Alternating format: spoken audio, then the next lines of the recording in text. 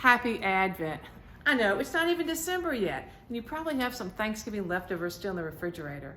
But the church has throughout the centuries marked these days leading up to Christmas as the period of waiting, of looking for the coming of Jesus.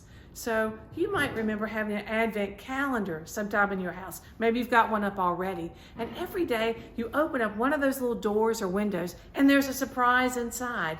Well, this is Derry's Advent calendar for you. And every day you open it, there'll be a surprise. So let's begin this first day of Advent. Well, today you get me. You also get some noise behind me of our new organ being installed. I'm here in the sanctuary by the prophet's window. Now, a prophet is a messenger from God, one who brings encouragement and hope to people who lived in darkness, to those who were discouraged. Does that sound like us? Here by the window, we have a tree stump. Now, it looks dead and lifeless. Yet, if you look carefully, there's a tiny shoot that's coming out of this stump. It's the stump of Jesse. A branch from its roots, the prophet Isaiah said, shall come, and the Spirit of the Lord shall rest on him. Now, you need to know Jesse was the father of King David. King David was that king who was so revered and honored that the Israelites believed that the Messiah would come from this same family, from this tree of Jesse. Now, I'm fascinated by my own family history, and maybe you are too. Maybe you've been sent away for their DNA to be analyzed to learn more about your heritage. In fact, if Henry Louis Gates were doing an episode of Jesus Family, Finding Your Roots, he would begin in the Gospel of Matthew, because that first chapter has that long list of begets of all the ancestors of Jesus, starting with Abraham. There are 52 generations.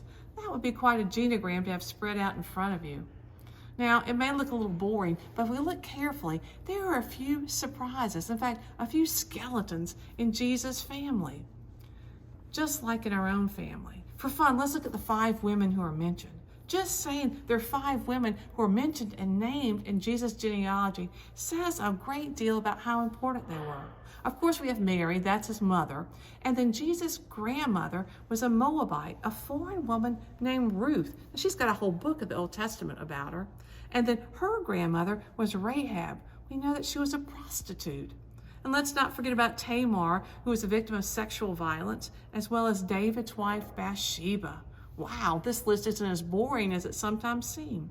Can we see how God can use any family, even our own family, to fulfill God's promises?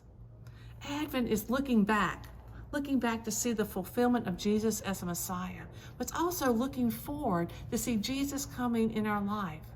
If God can use this family of Jesse, God can use my family, and God can use me to fulfill God's promises.